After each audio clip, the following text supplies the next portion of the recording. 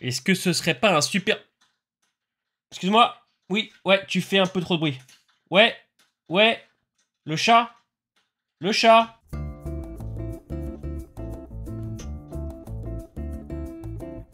Merci. Bon, est-ce qu'on serait pas sur un excellent mercredi après-midi aujourd'hui, puisque je vais parler de The Walking Dead, Dead City. Et oui, ça fait maintenant plus d'un an que la saison 1 est sortie, et c'est vrai que c'était un spin-off qu'on n'attendait pas spécialement, hein. Soyons honnêtes, Maggie et Negan après la saison 11, ça nous paraissait compliqué de faire une saison excellente sur eux, et il s'est avéré que ça vous a beaucoup plu, et à moi aussi. Je pense qu'on a été très surpris en tout cas de la qualité de ce spin-off.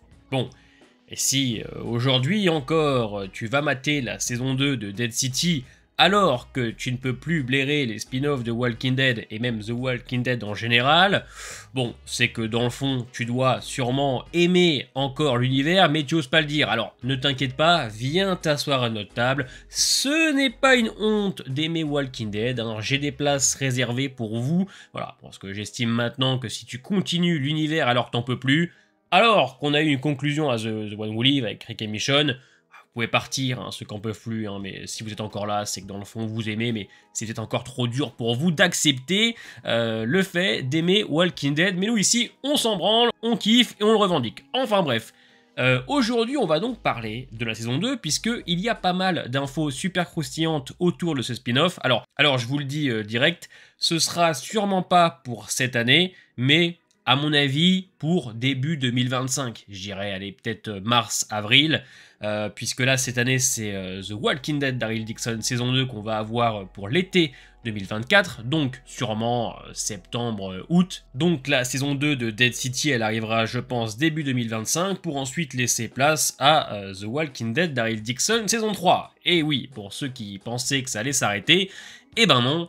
On va continuer à bien manger, j'espère en tout cas, chaque année, même si je sais encore que le final de The One Who Live peut encore en décevoir certains, mais ne vous inquiétez pas, voilà, ça va aller, ça va aller. D'ailleurs, je vous le dis, mais je pense vraiment que The Walking Dead, Dead City et Daryl Dixon, on va pouvoir les apprécier à leur juste valeur parce qu'on sait que papa et maman sont rentrés à la maison.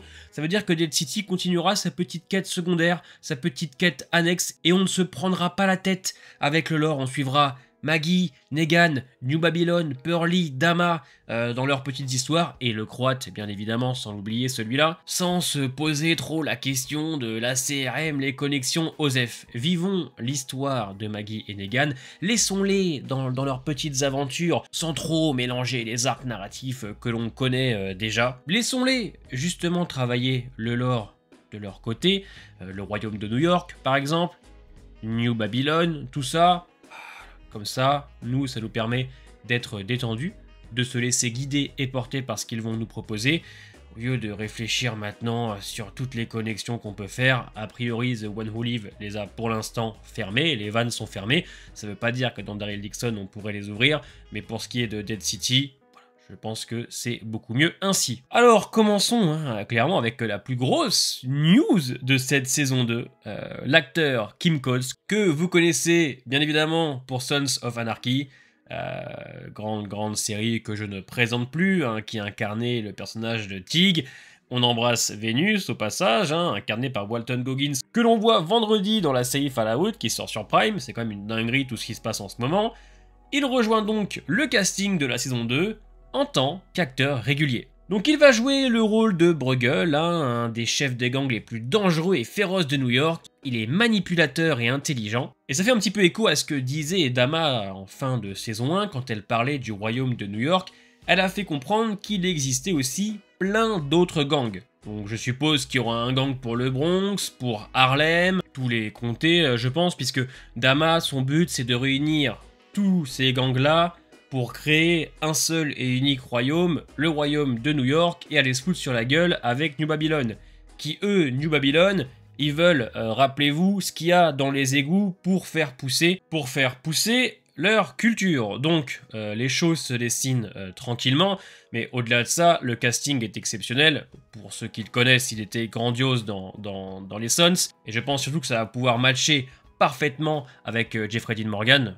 Les acteurs vont se donner la réplique et voilà, je n'ai aucun doute sur la qualité d'acting que ça va être. Avec ça, on retrouve le casting habituel, hein, Lauren Cohan, Maggie, Zeljko Ivanek pour le croate, Gaius Charles pour Pearly Armstrong, Lisa Emery pour Dama, maman, vous connaissez, c'est vous hein, qui voyez, et Logan Kim qui va jouer Herschel, hein, qui continue à jouer le fils de Maggie, qui a expliqué qu'il allait avoir un rôle un petit peu plus important dans cette saison 2 et un côté beaucoup plus dark, ce qui fait clairement écho avec ce que le personnage a subi dans la première saison. Donc on sent qu'il y a une continuité, je vous cache pas que moi j'ai une grosse hype, hein, sachez-le.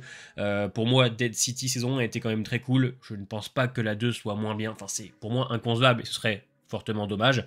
Donc on retrouve le casting et surtout bah, le tournage a commencé, sachez-le. Donc normalement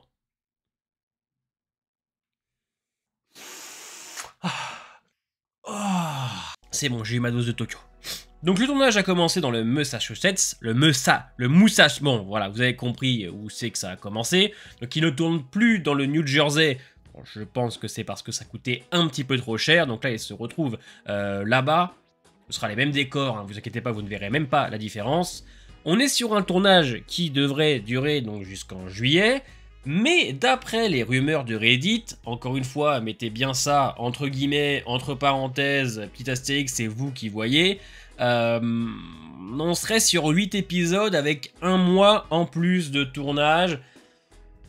Bon, voilà, à prendre avec des pincettes, c'est largement possible comme ça ne l'est pas, mais comme il n'y a rien d'officiel, pour l'instant on s'emballe pas, d'accord. Même si c'est vrai que le format de 8, j'aurais préféré aussi bien pour Dead City que The One Who Live. Autant Daryl 6 c'était bien, parce qu'il y avait quand même un gros ventre mou entre le 1 et 6. Pour Dead City, pourquoi pas, mais ça, on verra.